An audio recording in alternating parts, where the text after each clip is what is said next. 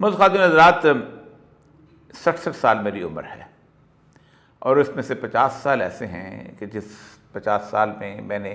पाकिस्तान की सियासत, पाकिस्तान की माशी हालात, पाकिस्तान की मजहबी सूरत हाल, इन सब को इंतहाई गहराई के साथ देखा भी है और इनमें से बेशतर वक्त मैं उसमें सरगर्म भी रहा हूँ। लेकिन मैं अल्लाह तबारक व तआला को हाज़िर नाज़िर जान कर कहता हूँ कि मेरे अपने मुशाहिदे के मुताबिक ये 2022 के अप्रैल से लेके अब तक जो वक्त गुज़रा है, इससे बुरा, बदतरीन, खौफनाक वक्त पाकिस्तान पर कभी नहीं आया।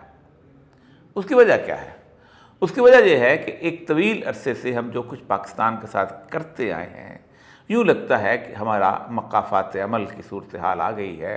और हमारी वो कैफियत आ चुकी है कि अल्लाह तबारक व तआला शायद हमें हमारे अमाल की सज़ा देने वाला है।